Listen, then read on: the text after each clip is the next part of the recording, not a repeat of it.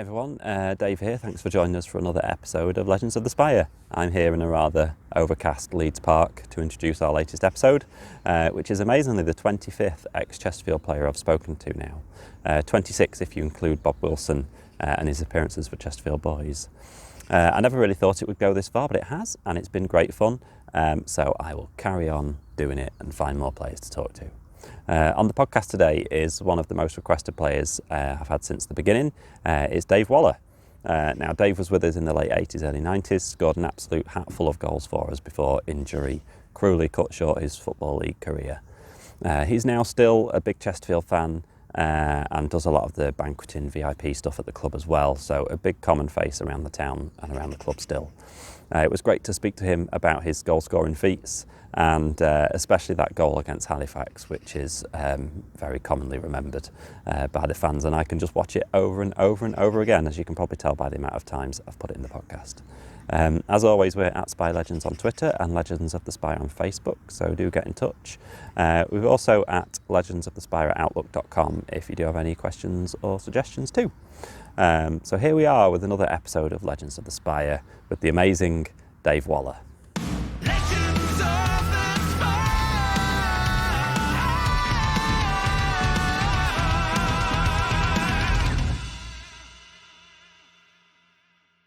Thanks so much for coming on. It's great to speak to you. You've been you're described by someone today as proper Spirite royalty. So how does that feel? Oh, well, I think being a footballer just gives you certain benefits and certain favours. Even when you've been finished for 25, 30 years, it's very strange. But the fans seem to love footballers, so in a good way as well. Because the older you get, the better you get, I think. That's what people remember. People remember the good bits and maybe not the not so good bits. Yes, I think so. Yeah, definitely. Well, so if we start like when you were a kid, so you were born in Urmston. I'm not very good geography. Yeah, well, I was born in Urmston, but I lived in Stretford, Manchester. So it's just up the road from Old Trafford. So were they your team then? So they were, yes. Yeah. Man United sport. My dad took me when I was about 5. And then I kept going ever since. And when I was at Crewe, we played a lot of Friday night games, so it gave me a good chance to go much on a Saturday as well, which was a bit of a benefit. So who were your idols then, growing up? Frank Stapleton, Jerry Daly. And I was lucky enough to play with Jerry Daly as well when he came along to Shrewsbury where I played. So, yeah, that was good. But, yeah, I think most teams at the time, they had some great players. What's that like when you get to play with someone that you've kind of idolised on a pitch? How quickly do you get over it? Yeah, fairly quick. I didn't get over the snookers. He was fantastic at snooker. Jerry Daly was. I think he had a misspent youth.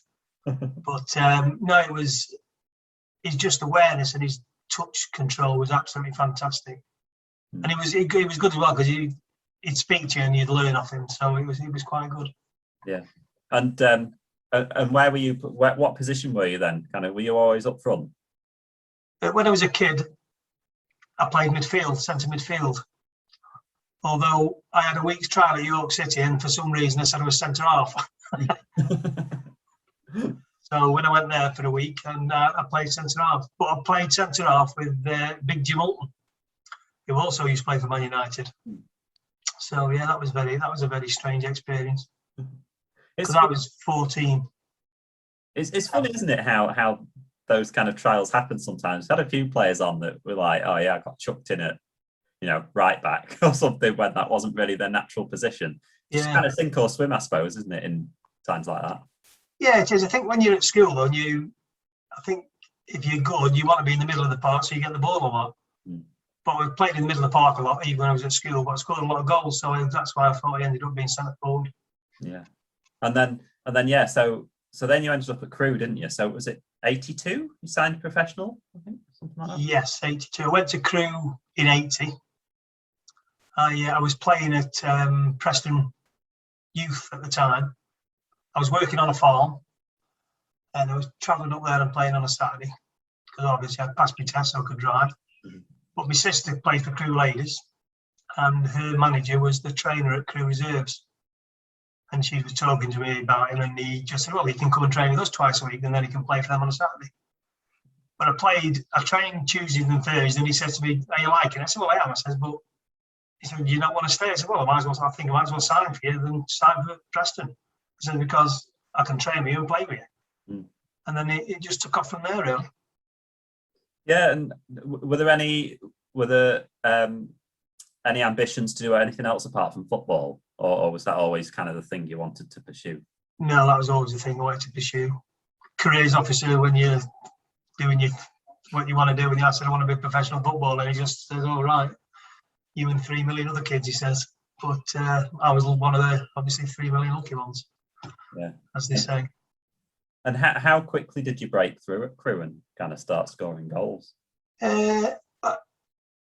When I first went, I played, I think 4 or 5 games for the reserves, and the managers in the reserves kept going on to Alvin Griffiths, who was the manager at Crewe at the time. And I played my first game in March 1980 against Bournemouth. Drab 0-0 game, but Crewe were in the bottom 4 and Bournemouth were, I'd say, mid-table, I think. But I made my debut with a bloke called Wyn Davies, who was a big Welsh player. He played for Wales, and he also played for a lot of good teams. And also Ian Callaghan, who won the European Cup with Liverpool. They were both in the team. But then, stupidly, that was on the Saturday. On the Sunday, I was messing around with my mates and fell down the curb and nearly broke my ankle. And I didn't realise I should have gone into the club to see the physio. And he put me down as sub again on the Monday night to play Wigan. And obviously, I had to tell him that I couldn't play, so he bombed me after that.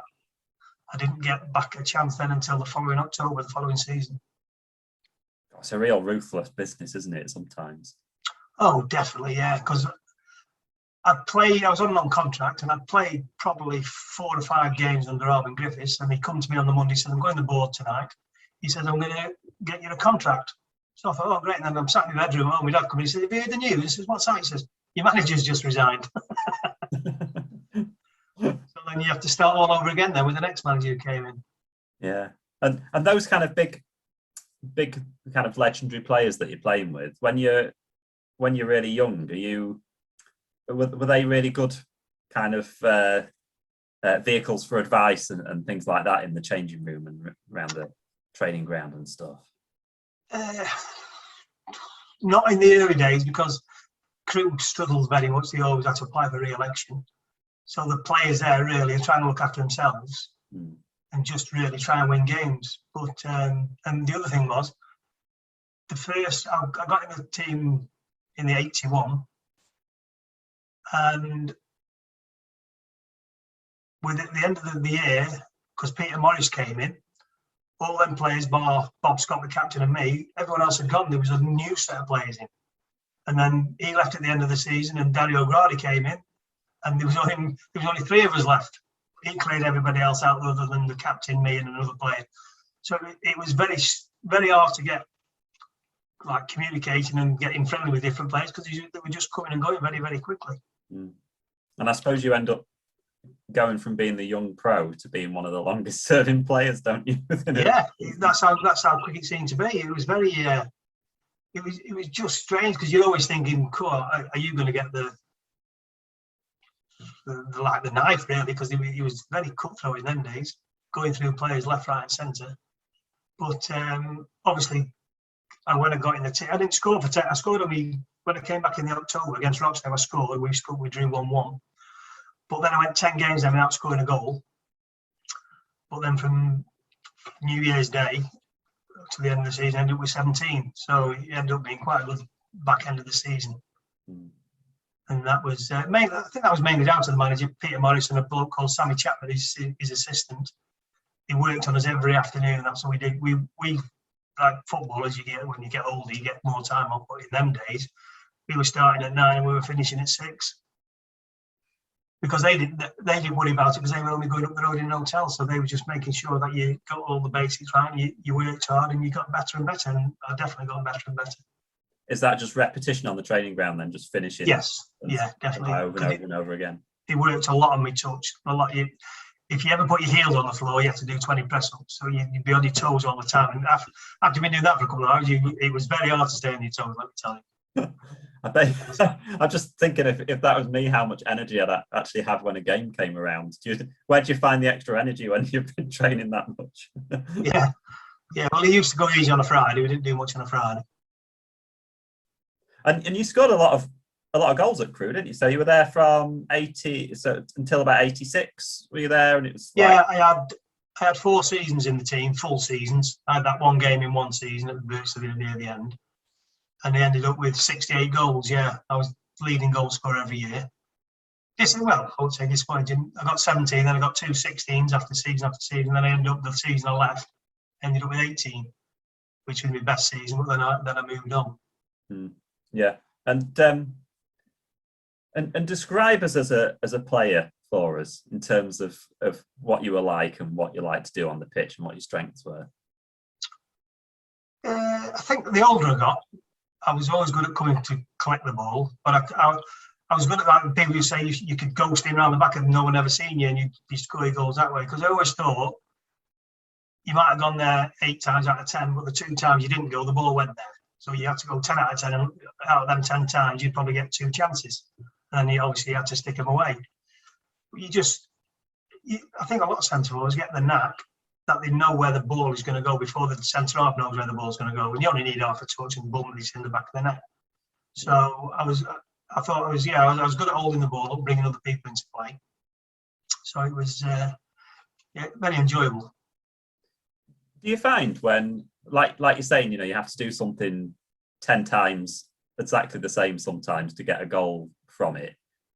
In those early days when you're finding your feet as a striker, is the temptation always there to try and change what you're doing when you're not getting things straight away? I suppose with experience comes the fact that people will slip up eventually if you keep doing the same thing, don't you?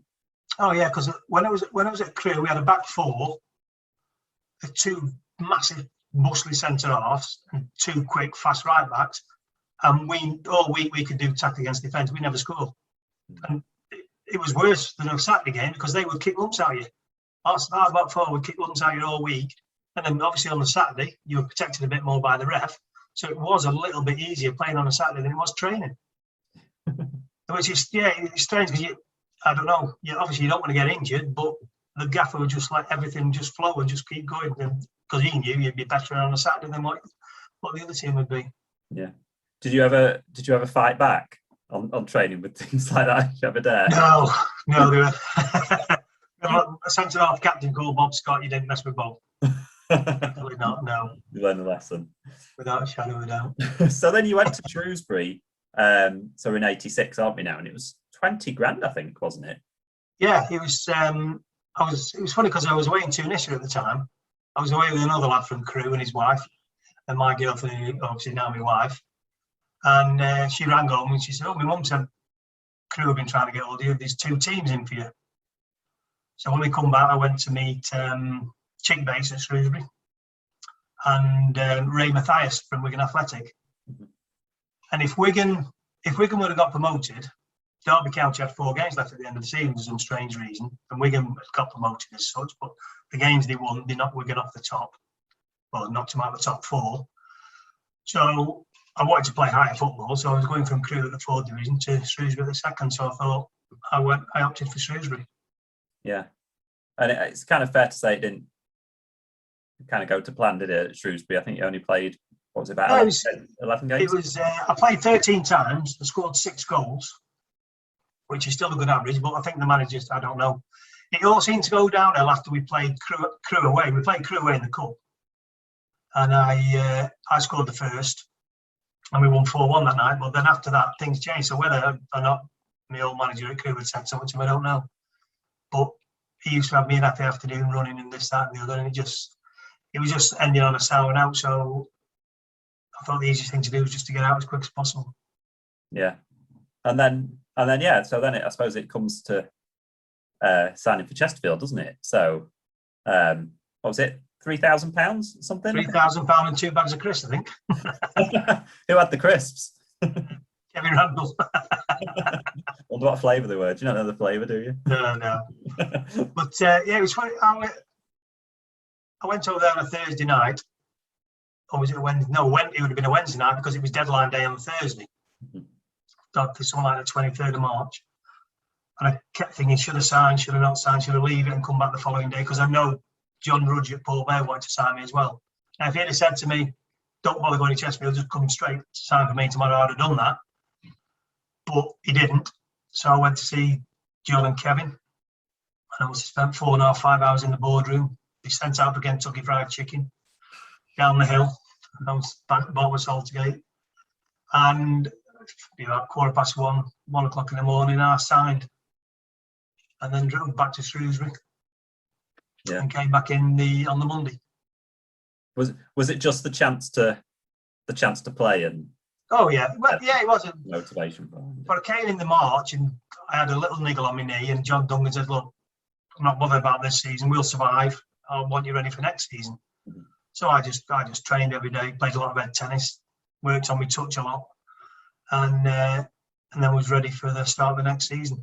Yeah, but and you were John Duncan's last signing, were you? I think I was, yeah, because in the summer he left to go Ipswich, so I never even played for John Duncan. No. I'm still very friendly. I still see him around Chesterfield, and he always comes to the games quite regularly. Mm-hmm. So I still have a chat with him and everything. Yeah. But yeah, it was a strange one because me and Kevin Randall had a bit of a bust up. I'd gone down to Bradley Club with Dave Caldwell, as shaggy as his name was. And he was telling the owner of the Bradley Club that I was a new signing, but they weren't looking after me, they weren't giving me physio and all this. And I'm thinking, who's this bloke he's talking to? And then the next morning when I got in, Kev Randall's like, trying to rip my leg off, I think. I said, look, it's got nothing to do with me what went on, nothing at all.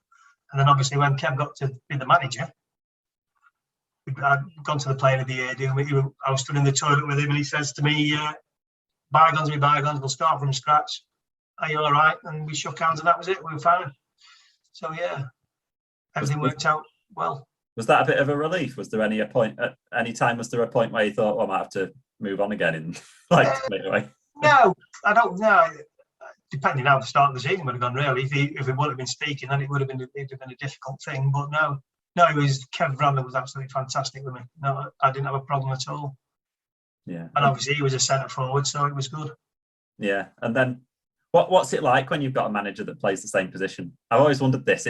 Do they kind of look at you in kind of how you measure up to them? Is it easier sometimes to be in a different position to a manager, or is it easier being in the same position? I don't know, because Chick Bates was a centre forward as well.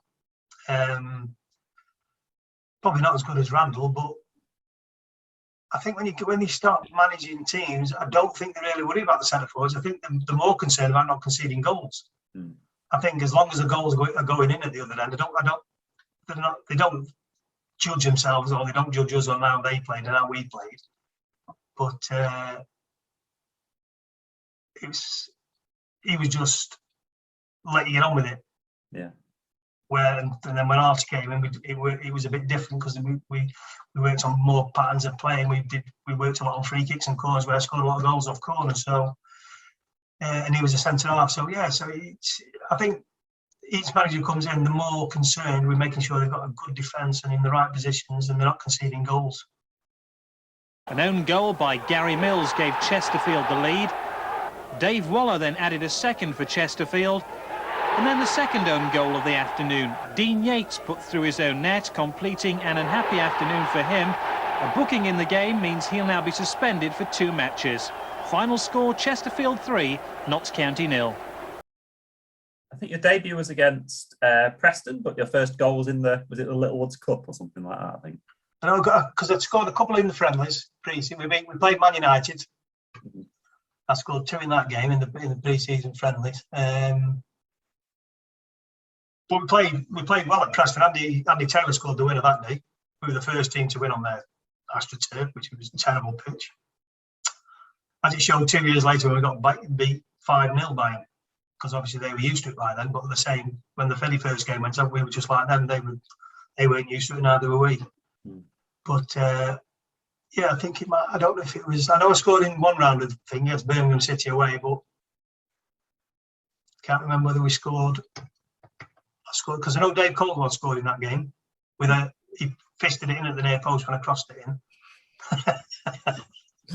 which didn't go down well with their players, but it went down well with ours. Well, one game I did want to mention, as I've spoken to both Lee Rogers and Jamie Hewitt about it, was the 10-0. Yes. Against Gillingham, which is just, I mean, it's very rare anything like that ever happens, isn't it?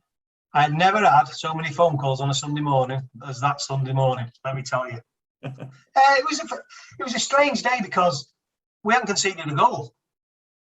We were top of the league, we hadn't conceded a goal yet. And we went there and Kev Randall says to Lee Rogers, who he'd put left back, who was a right back, but he says, the right winger's good on his right foot, so bring him in on his left. And if he can shoot, don't worry about it because he can't hit a barn door. Well, he cut inside and hit it with his left foot right at the top corner, didn't he, from 20 yards? That was the first 2 minutes.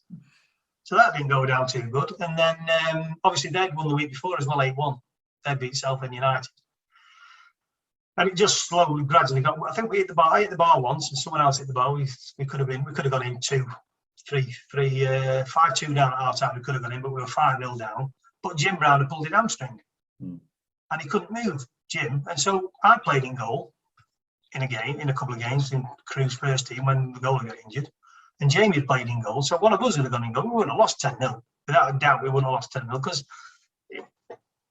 if he went just past his arm, Jim couldn't move. So it was just anything that they got on target, then he just went in. So that was disappointing. But yeah, we got told we'll never ever mention it again. And 12 months to the day, virtually, came in with a black armband on Kev Randall. And he was going through it. What's this? What's this for? And we got beat 4-0 at home to Wolves on the Saturday. And we said, well, it was. We weren't very good Saturday after it was this Saturday. He says, no, we got beat 10-0 12 months ago to the day. He's the one who's saying, we don't want to hear any more about it. And he goes on with it. But yeah, I think the year after we beat him 1-0 at home and 1-0 away, so we've got 6 points. I know with the goal difference weren't very good, losing 10-0. And I think if it had been like now, when you've got Sky and you've got all your Facebook and all your Twitter and all that, I think it would have been a lot worse. But I think as it was in the day when there weren't much social media about, it just flashed on the telly, but it flashes 10 and then they put 10 in writing, don't they, to make sure they haven't made a mistake. I think as soon as you get to 7, maybe 7 or 8, they start putting it in left. Yeah, they do. So yeah, I'm glad I wasn't watching that day. And what was it like, kind of just finding your feet in the team? Who were the players that kind of stood out when you arrived? I don't think we had a scraggle of players really. We had like Paddy McGeaney who'd go through a brick wall for you, from the lad from Sheffield. Dave Payne the same. Jamie was always there. Obviously, Jamie performed better than most people during the season because he was consistent. Kev Randall said when I got there, we'd bought because they got rid of 7 players in the summer for the first season I was there. So they brought new players in, which was probably good, really, because I weren't like a new player. And he said he signed a big lad called Andy Morris from Rotherham for a bag of balls. Which I thought, well, but he got it for an operation because he'd had something wrong with his stomach. So he was missing for the first 2.5 months. So really, it wasn't difficult at all. And plus, once you start scoring goals, everything else is just disappears really. But we had some rough times. Mick Henderson and Brian Ferguson didn't like me that great because they said I didn't do enough work coming back. But when you score 22 goals in a season and the next person scores 3, where are your goals coming from? And it was funny because one day he come down, Mick Henderson says, he says, the gaffer wants you in his office. So I said, all right. He said, yeah, you're in for a ride. Like bollocking. So I said, all right. So I went up to the office. He opened the door. He said, sit down. He says, you want a cup of tea? He says, I said, yeah. He said, just hold a minute. I've just got to do this. And he shouted at the top of his voice. So he went right down the tunnel, right down to the changing rooms, get your ass sat down in the chair. I'm sorting you out once and for all. And then he said, do you want chocolate biscuits with your tea? So this went on for about an hour. So I had a good chat. He said, look, I've got no problems. He said, you're scoring the goals. We're winning the games. He says, just keep what you're doing and just take no notice of what they're saying to you. Because I always, my point of view for a centre forward was, if your centre half went rampaging through and scored a goal, that's my fault. Because I should be marking it. If he scores from a corner and I'm marking him, that's my fault. But you shouldn't have to follow left and right back constantly, especially when you're home. I know away from home is different. You help out more, you work harder. And but when you're playing at home, the two centre forwards are looking after the two centre halves. They do not go anywhere and go and put the ball in the back of the net. Simple as that. But some people couldn't wear that out at all. So it was just one of them things. Do you think football has changed in that regard or not? Because I mean, strikers still get a lot of flack, don't they, if they don't run around? Oh, they still, but sometimes they constantly work. What people don't see, especially on the telly, you do when you watch it in the crowd, they don't see how many runs they're making off the ball trying to get the ball. I know Man City are fantastic, but I'd hate to play for Man City because centre forward never gets the ball. I know Aguero scored a lot of goals, but he's doing 20 runs before he's even received the ball or got the ball from anywhere else. And I think it was very difficult. And I think when you watch, I went to European Cup final, Man United, Barcelona. I was in the stand, and you watch the Barcelona players, and they just never stop. And the first goal we scored that night, it must have been 15 passes, and the United players didn't know where the ball was, and Busquets is clean through and he's on the scores. And you just think to yourself, the movement they made and the passes, it's just unbelievable. But a lot of fans, when they watch it, they're not looking, they don't watch and see what's happening on the pitch a lot. They want to look at the favourite players, they want to see what's going on over there. But the centre forwards are doing more runs than anybody else on the pitch. And yet they're not always getting the acclaim for it. They only get the acclaim when they put the ball in the net. Yeah. And it's funny, really, as someone that's had a career in football, when you're watching a match, do you find yourself watching things and people off the ball more than things that are on the ball sometimes? I think, when you watch them live, it's harder to do it on the telly. But when you're watching them live, like I watch Chesterfield virtually every home game, and you can stand up at the top and you can see what's going on. And when the ball's going up front, you can, especially when there's little niggles from a centre half and a defender, but they can't get away with it now because of the telly. So there's not as much off the ball that there used to be. But yeah, it's good to watch everything that's going on around you, and especially when they're attacking, you see what your centre forwards are doing, because I think you need to get in front of the centre halves, and the amount of times you get caught offside, it's frustrating as well. 9 times out of 10, because the ball gets cleared and they're still in offside position, flags up, so that's it, they're offside. Where get in front of your centre half, and then the ball comes up to you. But there's a bit, and you don't think about it, but there's a massive difference in the conference of National League now, as it's called, to the first and second division, where I don't think there used to be years ago, but I think there is now. Yeah, and which defenders back in the day did you really hate playing against? There must have been some that had really kind of dirty or underhand tactics to try and put you off throughout the games. Were there any that you'd come up against that you thought, oh no? The ones you'd think, like your George Fosters, he was very hard, but he was very fair. He wouldn't kick you off the ball. He'd come through you to get the ball, but he wouldn't go kicking you off the ball. A lot of the big centre halves wouldn't do that, but they'd always be. You couldn't get. Sometimes they would pull in your shirt, so you couldn't get past them. So you'd stand 2 yards away from them, so they couldn't get near you. But not really. There was a lad called Slack who played for Big. Also, I played with him at Chesterfield. I played with him at Crewe as well. And he was a really good centre half, And he weren't a dirty player either. But yeah, people, a lot of times when they used to kick you, some people did kick you off the ball. But then I got flattened once at, I think it was Hartlepool, off the ball. And when I got up, the skipper got me up. He said, "What number was he?" I said, 5, Bob. And the next corner we had, he was laying on the floor, flat as a clean out. So your centre halves would kick you all week, but then they'd look after you when you played.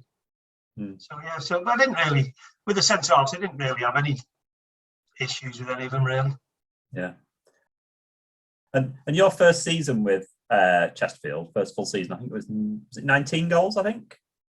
19 league goals and 3 cup goals, yeah.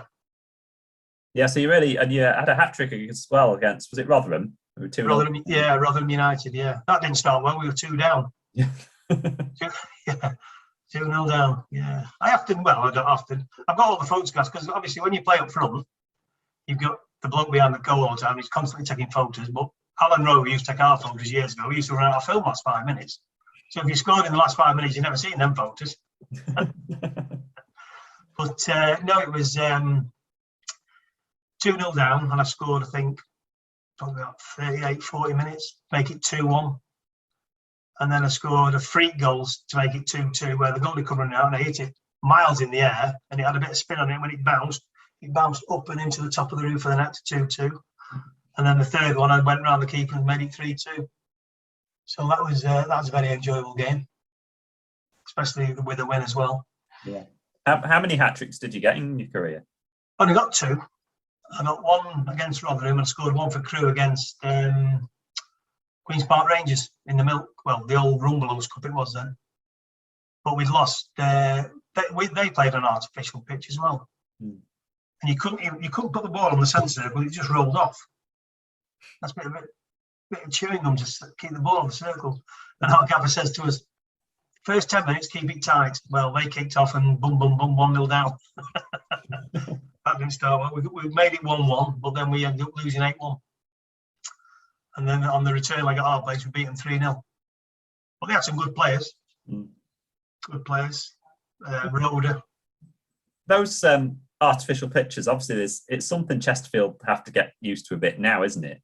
Now they're in the league that they are, because there's quite a few teams, isn't there, in the league that are with artificial pitches, and I'm sure they've changed over the years, but it's still markedly different, isn't it, to playing on Oh yeah, because the only like your centre halves and your defenders, if they've got to win a tackle, they've got to slide.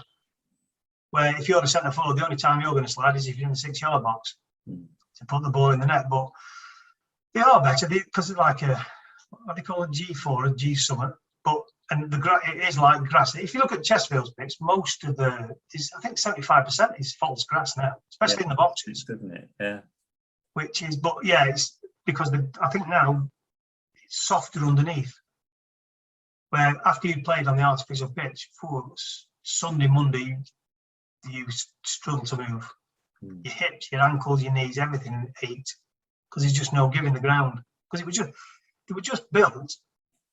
It's like concrete was underneath of it, and then it was a very thin astroturf, and it was like a very fine cut putting green. There was hardly anything on it at all. That's why when you watched them, they put like tons of sand on it to stop the bounce. Otherwise, it kept going 8 foot every time the ball hit the ground. It's expensive in those days if you're losing balls out your stadium. Yes. Actually, there weren't that many around, were there, sometimes? Trying to play this ball out of trouble, Chesterfield, and a beautiful ball to Waller. Shot! Yes! A lovely goal, and Chesterfield take the lead in the 35th minute. Head by Todd, picked up by Morris, out to his right to Ely, cutting inside, puts the ball out to Lee Rogers, cross coming in, go, it's Morris! Yes! A lovely goal! I spoke to Andy Morris a month or so ago on the podcast, and I asked him who he liked playing with most throughout his career. Because obviously he was at Chesterfield for years and years and years. And he said, although he didn't play with you as much as he played with other players, he was the guy that you liked playing with most. So I was wondering how that partnership worked up front with you two. It worked very well because obviously Andy, being as tall as he was, frightened the defenders straight away. So really, every time the ball was going anywhere, there was more panics about where he was going than where I was going. But we had a good understanding where if I went short and it went over me to him, he'd hold it up and then lay it off, or if I flicked the ball on to him, or the other vice versa. But yeah, we didn't. it would have been better, I think, if we'd have played longer together. We played, I'd say, 30, maybe 40 games together. But when you look over the seasons, really, it's not a lot of games. But we had a good understanding. We knew where each other was going to be, or where the other one was. And if you're running down the line and there's only one place you can flick it, the other person would know that's where you're going to put it. So you'd be able to get there before anybody else. And it was good. It just, to me, it could have been a lot better if he'd have used a bit more of his, because he's not an aggressive bloke. He's a very laid back bloke. But if he could have channeled his aggression into winning his headers fairly, but crunching the centre halves, he'd have scored a lot more goals. He did it against Cardiff at home when he scored a hat-trick, and he was unbelievable that night. And then when we went to Hartlepool in a cup game, we lost 3-2, but he scored 2 brilliant goals at the back post, and he just flattened them. Boom, great headers. And if he could have done that more, he'd have been a good championship player, and he would have scored a lot more goals. Yeah, but still, I see him quite a lot still, and there's no change in him. He's just the same Andy Morris, and he never looks any bigger, he never looks any different when he was playing, which is obviously good for him. But he's always been involved in football, which is good as well. Yeah, the great guy. Couldn't agree more. Did you ever tell him at the time that you thought he should be a bit more? Yeah, many times we used to say to him, just get more aggressive, come into the far post, just clatter into him, because all right, one time he might give a foul away, but the next time he does it, the centre half or the defender's thinking, oh my God, he's going to come in now, and then he score more goals because they're frightened of you then. And that's just what he needed to work on a bit more, because for a massive bloke as well, he had really good feet. He was really tippy-tappy on his feet. He could dribble really well. So it was, he was a good player. But say a bit more aggression in him, he would have been a better player. Yeah. Did you going off on a tangent a bit? But did you what were you doing on the semi-final day of the FA Cup? Because I was at Old Trafford. Were you there? Yeah, I was right in line with a goal when they scored the goal that didn't count. And the only thing I think then, if someone would have just said to the referee, talk to the linesman, because the ball had gone over the line on the first shot. But I think there was that much excitement and hyper and all this and the other. I think it just went, and it really, because if we'd have scored that and it had been given, they'd have never got back in it. That would have been in the final. Yeah. But I wouldn't have gone to the final, because I'd have preferred to watch it on the telly so you can hear all the commentators and stuff like that. Because that's what you miss. So obviously I recorded it and watched it back when you see more, obviously, but and the comments and the people who are on the radio on the telly were fantastic. Like, so yeah, but it would have been for the players involved, it would have been fantastic. Yeah, fantastic. And I was outside the which pub was it? The one of the pubs down Brampton when they come back on the bus, and it was like being in Magaluf. There was that many people out on the street. Beer was swilling everywhere. What a welcome home they had that night. And then with about 20 minutes, we were all in the pub with us. So then, yeah, second season was ultimately disappointing. So the 87-88 season, because we got relegated. Yes. That season. But I mean, you had the big feat then, didn't you, of scoring in the successive games? Yes. It was like a transition, because obviously Kev Randall had been sacked. Paul Hart had come in, so he'd bought different players with him. So it took him a little while to gel, and obviously we didn't gel quick enough. But no, from the end of the season, I went on a really good run. He just it seemed to get me chances. He just seemed to take it, and he ended up in the last 9 games, he scored 9 goals. But obviously, he didn't score in the last one because he scored 2 in one of the other ones. So, which I was barred off penalties, because I got barred off penalties the season before. But when we got a penalty in one game and we needed to win the game and no one would take it, I just picked it up and put it down and scored. And then I missed 2 penalties the season after, so I was barred off them again. And the last game of the season, first 10, 15 minutes, we got a penalty. And I didn't take it. But Paul Hart said to me after the game, you should have just picked it up and took it, and then you'd have had the record on your own. Yeah. It's a bit like saying that now, isn't it?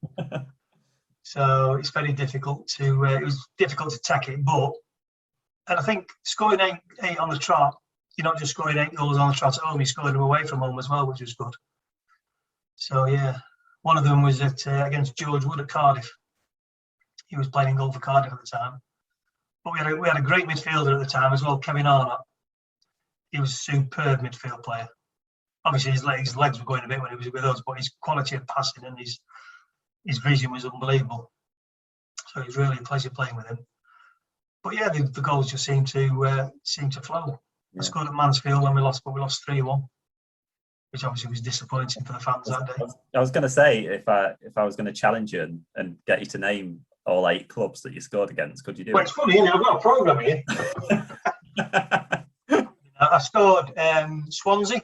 Yeah, it's number 1. Port Vale. Port Vale, yeah. Cardiff, yeah. Mansfield. Yeah. And that's about as far as I can go, I think. Yeah, Port Vale. So Swansea. So it went Swansea, Wigan, Fulham, Port Vale, Blackpool, Chester, Cardiff, Mansfield. Blackpool was a 2 away from home. That was, yeah. Does it, when you're scoring in successive games and you get to like 5 successive games, 6 successive games, does there start to become a little bit of pressure because you're scoring in consecutive games, or is it the other way around and it gets a bit easier because you just no? Because I never knew there was a record till I'd scored 8. No. So there was never any pressure because no one had said, oh, because his name's Jimmy Cookson, isn't he? 1909 or 1908 season, and said, oh yeah, you've equalled the record at the moment, 8 goals in 8 games. So really, if I'd have paid more notice, I probably would have took the ball off whoever was taking the penalty and put it in myself. But on that day as well, we needed to win that game to stand any chance of staying in the division. So obviously, if I'd have missed the penalty, it would have been worse. Yeah. Well, especially for me. I say if we had Twitter and Phil Tooley back then, I think you'd have known before. Oh God, yeah. Games. Mr. Tooley knows. Well, he doesn't know nothing about nothing, does he? Really, any question you ask him, he knows. Exactly. Yeah. It's fantastic. So obviously, it's the kind of the good and the bad, isn't it? When you get to an end of a season like that, and you score that many goals successfully, but then ultimately you get relegated, don't you? And in those first 2 seasons, considering you scored 19 league goals and then 18 league goals, ultimately disappointing that you weren't in a much more successful team higher up the league, I suppose. Yeah, it was really. But I just looked at there was a thing in the programme I just looked at, and a lad from Southend had scored 26 league goals, and they were only a place bit above us. So, and then there was people 3rd and 4th who'd only, their top scorer was 7 and 6. So, I know it would have been lovely to be in a successful side and win things, but I think scoring goals, no matter who you are, when you look at people like Shearer, Sheringham and all them people, Andy Cole, once they're in front of goal, they've only got one thing on the mind, and it's putting the ball in the net. And I never lost sleep when I missed sitters.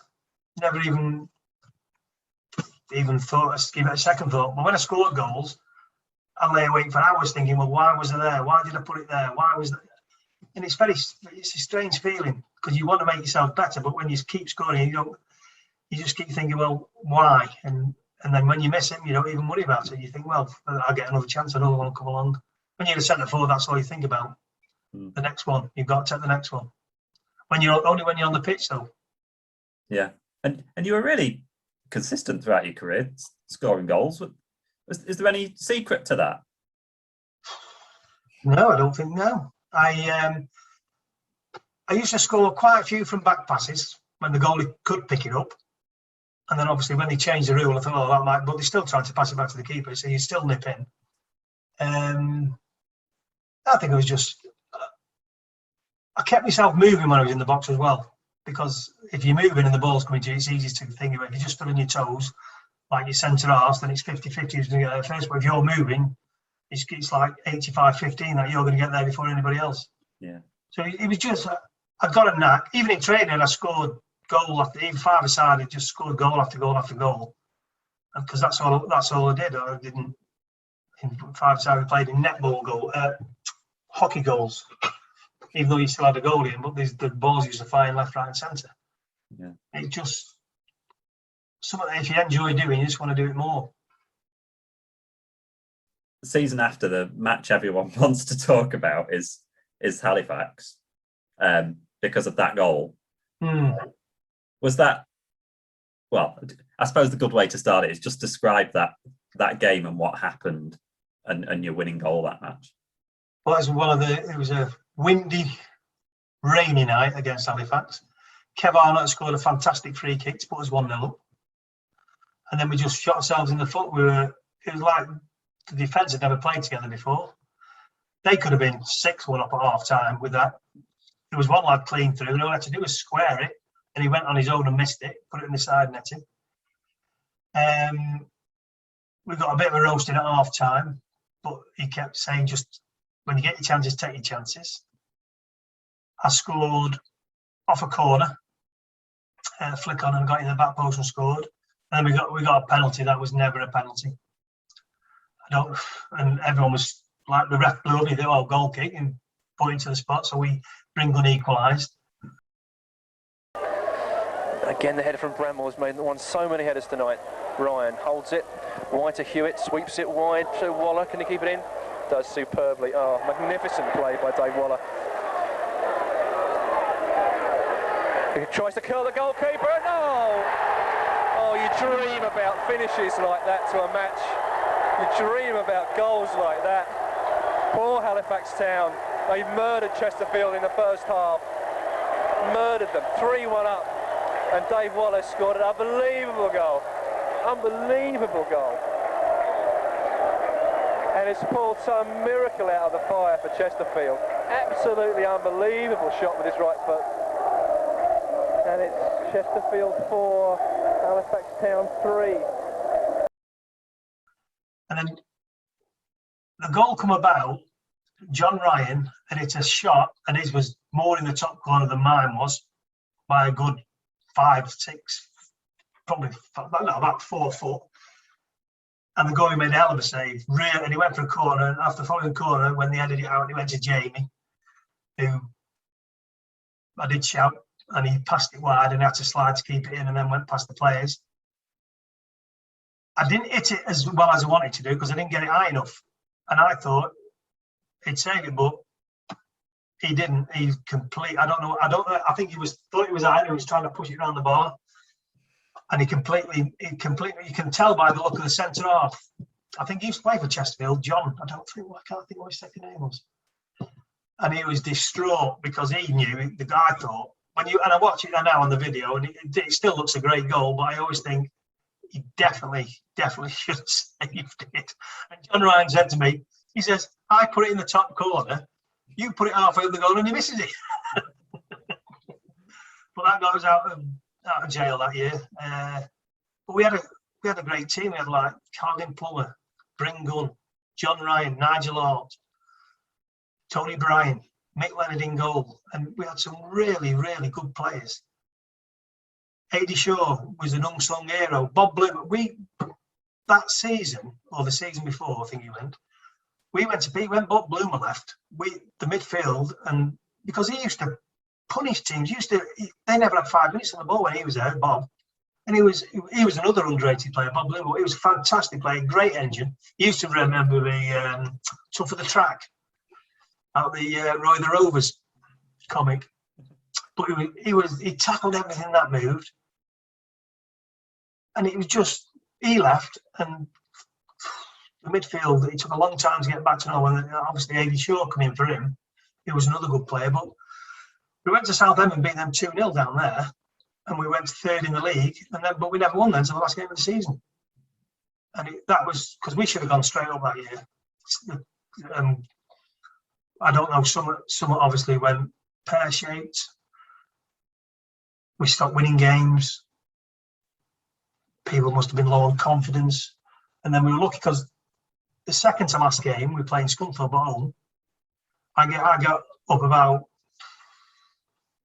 10, 10:15, got the dog out. We went for a walk to the shop, get a paper. I stepped down the curb and pulled a nerve or something in my back, and I couldn't move. So I'd let the dog off the lead over the road. I had to get him back. I struggled back home. Spoke to the physio, Dave Rushbury. He said, "Just get a knock back. I'll be up in a minute." He took me to the doctors, and the doctor said, "Yeah."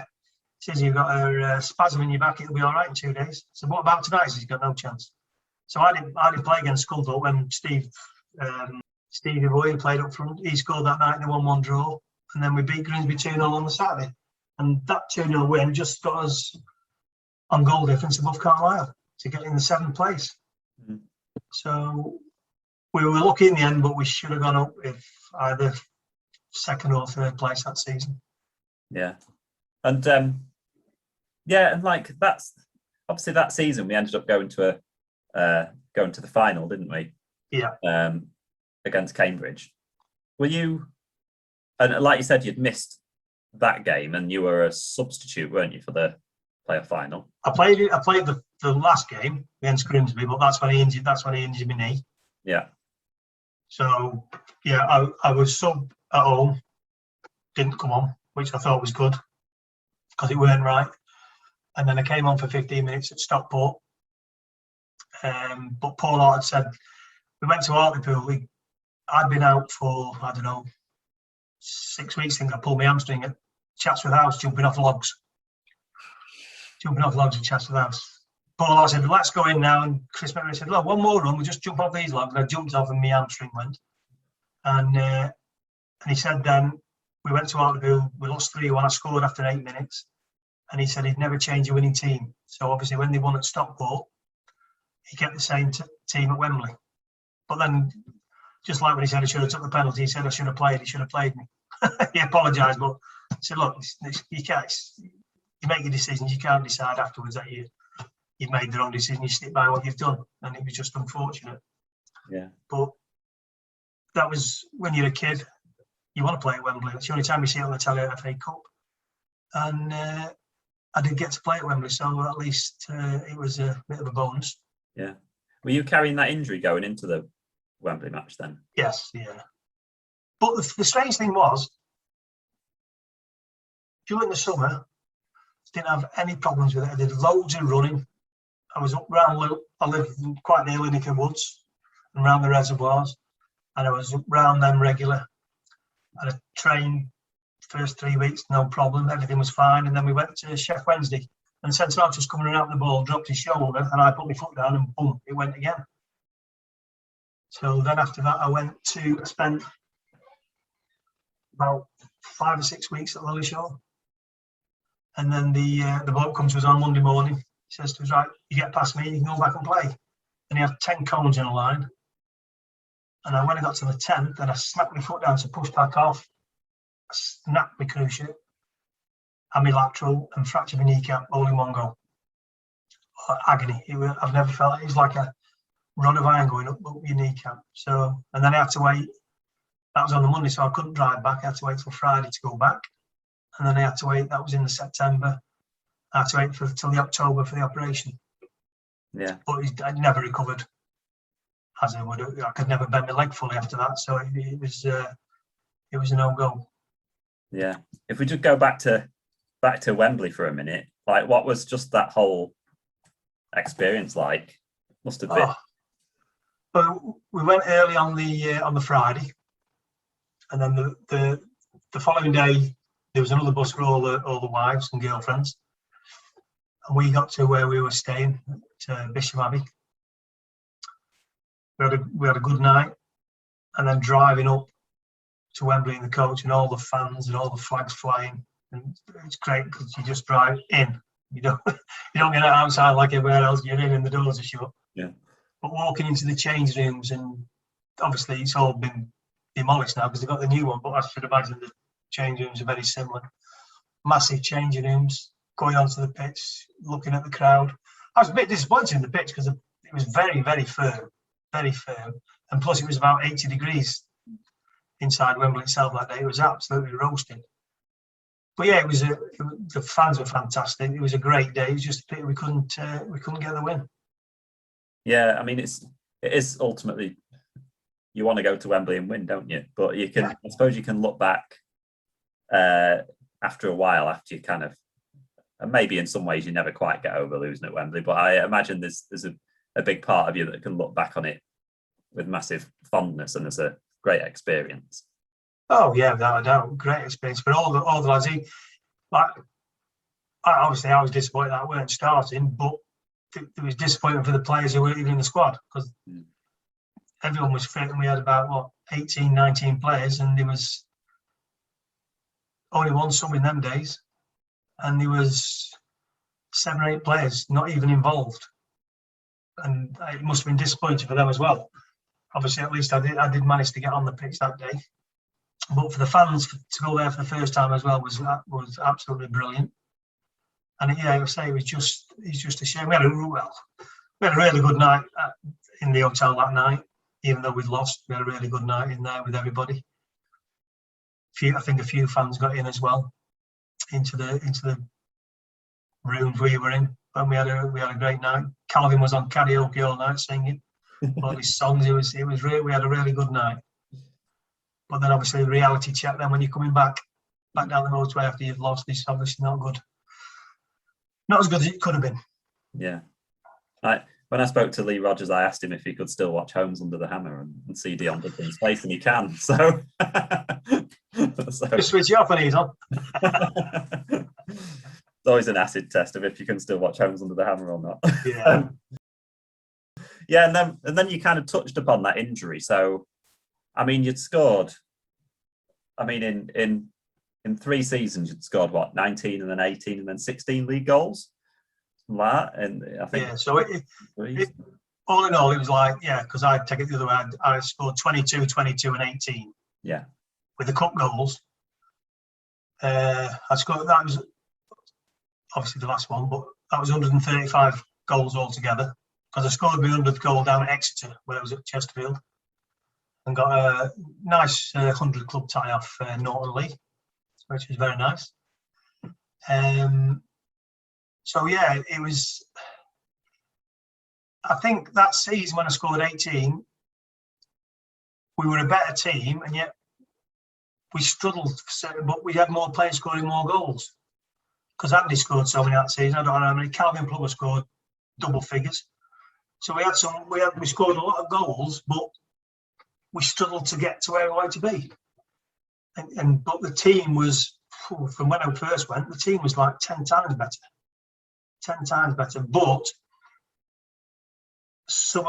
I would say some of them had better qualities, but the people who didn't have the quality when I first went had the battling instincts and the will to do better and win the ball. So you need a mixture of people who can play and obviously people who want to battle.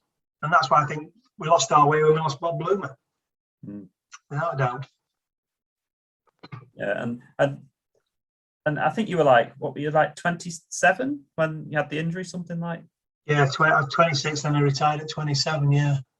Like how hard is it to take something like that when you've still got a lot of years in theory? You know, I mean, you look at it, and if you'd have stayed at Chesterfield for another 5, 7, 8 years, something like that, you'd have been well over 100 goals, wouldn't you? Yeah, I would have done. It was, I think, because I worked on a farm before I started playing football. I think if it had just been an apprentice and just that was all I knew, I think it would have been a lot harder. A lot harder. But I had a good family behind me, and obviously a good wife behind me as well. But it was difficult to find out what you were going to do, because you don't get much. I didn't get much compensation, but you think, well, I've got that, but you can't go spending it left, right, and centre, because you don't know what you're going to be doing in 6 months' time. And Nigel Hart, who I played with at Crewe and I played with at Chesterfield, he had a lampshade business. So I thought I'll just keep myself busy and just do that for a while and see how it goes. But it went swimmingly. It went really well. It was making me a good living. But then all the pits started shutting, and people who were buying weren't then buying. So it made it difficult. And when I first came when I first signed for Chesterfield, Bob Pepper put me in digs in Ascot Avenue with a family named the Cats. And Ray had started his own business in the weighing industry. And I got a job with him, and I'm still there now. It's been nearly 30 years I've been working for him now. Mm. So it's, do you pack in here and go back to where I come from in Winsford, Cheshire? Or do I stay where more people know because I've only just finished and settled down? So I got the job here and stayed here. So it worked out well. Yeah. Yeah, and you were on the market, weren't you, for a while with the Yeah. It's funny, isn't it? I didn't want to do Chesterfield market. So I was doing every other market bar Chesterfield, and I kept thinking, and then eventually I came to Chesterfield and it was like 10 times better than anywhere else. I wish I'd have done it about 12 months before, but I didn't. But yeah, it was the people some fantastic people on the market, really nice people. Who's obviously been there for years and years. And they all take you in and they all talk to you and help you out and tell you what you need to do in this and the other. But yeah, it was a really good time. It was a really nice time. Yeah. So it was. Did you ever autograph any lampshades? No. Buy one, ask for an autograph on it. I had Tony Bryan on there one day helping me. He only stayed one day. He wasn't a very good salesman. It's quite a useful club-sized crowd in this afternoon for this, as Jamie Hewitt prepares to take, I think, his first corner this afternoon from this side. In it comes. Looks dangerous. Oh, it nearly fell to Nigel Hart. Header from Plummer. Up goes Bryan. Falls to Waller. Brilliant goal. Brilliant goal. He looks around for options. Yes, there's Plummer, but Ryan. Oh, it's a Morris. Could be dangerous for Torquay. And he's just pushed it too far. Oh, but the keeper made a mistake. Waller. And it's a goal. 3-1. Still time for a fifth. Or for 4-2. Morris. First time ball from Hewitt. Up goes Waller. This could be it. This gives a chance to Ryan. 5-1. John Ryan's first goal for Chesterfield, and didn't it look nice?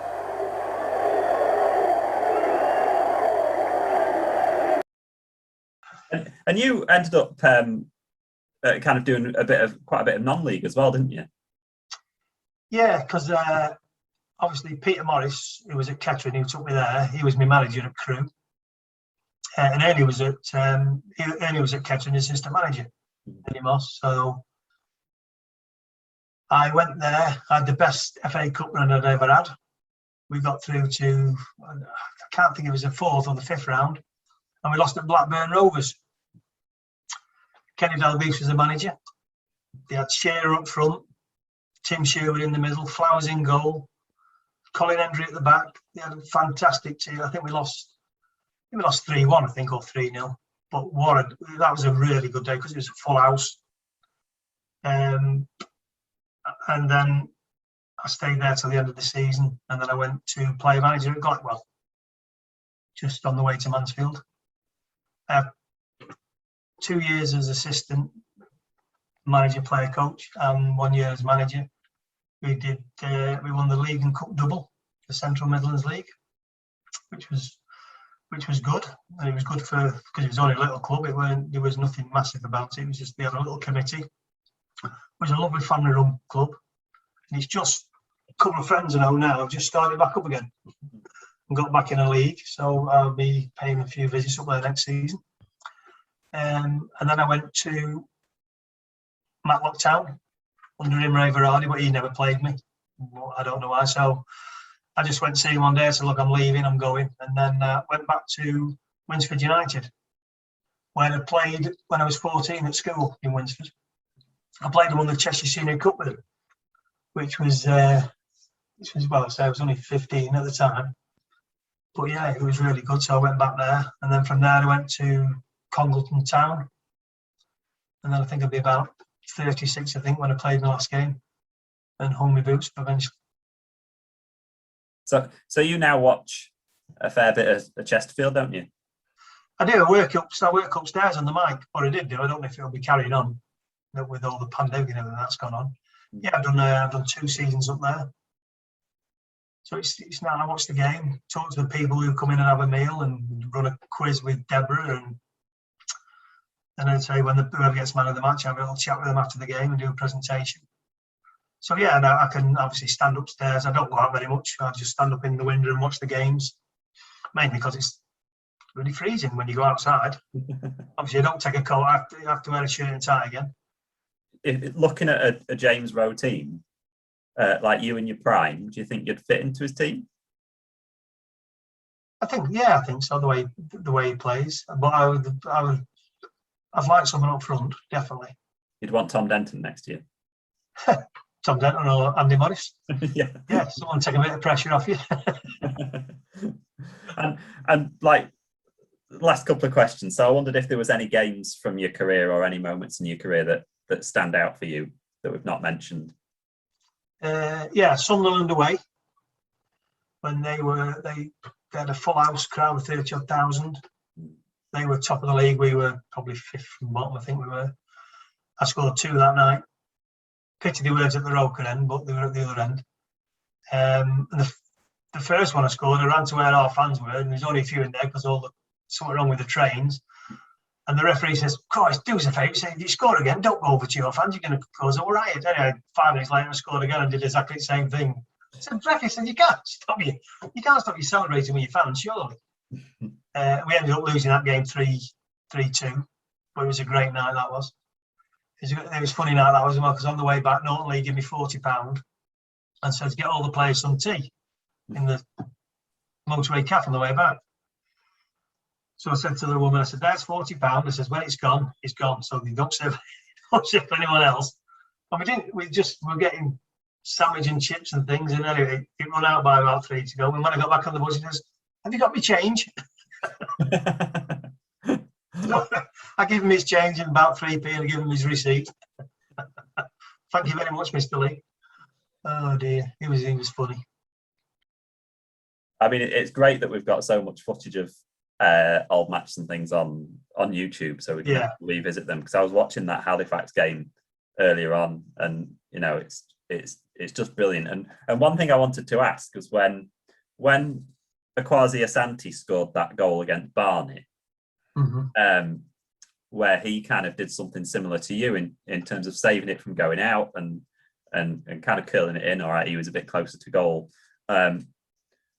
Did you, when you saw that goal, did you automatically think that's a bit like mine versus Halifax? Yeah, because the thing is, as soon as he did that, it went all over Twitter again. And you've been mentioning this, so you click on it and the goal comes straight up. So you think, no, yeah, it does. But I would like one of the centre forwards to eliminate the 8 consecutive goals. I'd like someone to go and get 9 consecutive goals. Because I think if one of them can eclipse that and do that, then I think Chesterfield will get promoted. But I think they've got to have a great start. And because if they don't have a good start, it's like you're just fighting your way through through the season. But if you have a good start and you're in the top 2 or 3 all season, you get more things go for you than against you. Because when you're at the bottom, everything goes against you, as you find out during the years. But the better you play, the higher up the league you are, the more things go for you, more referee decisions go for you. And the fans always get behind you. The fans at Chesterfield are absolutely fantastic. Especially when you don't hear them as much when you're at home, but when you go away from home, because you get all the hardcore, all the singers, and the atmosphere wherever you go with them, or wherever I went with them, they were just absolutely fantastic. Really, just, and then because I played for Crewe, and Crewe never had many travellers away. Shrewsbury never had many travellers away. They were like home teams, they were really. But the amount of fans that travel away with Chesterfield, and the better they do, the more they'll get. Yeah. And the trouble is, the more they get, the clubs they go to play against, they can't fit them in. Again, the header from Bramwell has made won so many headers tonight. Ryan holds it wide to Hewitt, sweeps it wide to Waller. Can he keep it in? Does superbly. Oh, magnificent play by Dave Waller. He tries to curl the goalkeeper. No! Oh, you dream about finishes like that to a match. You dream about goals like that.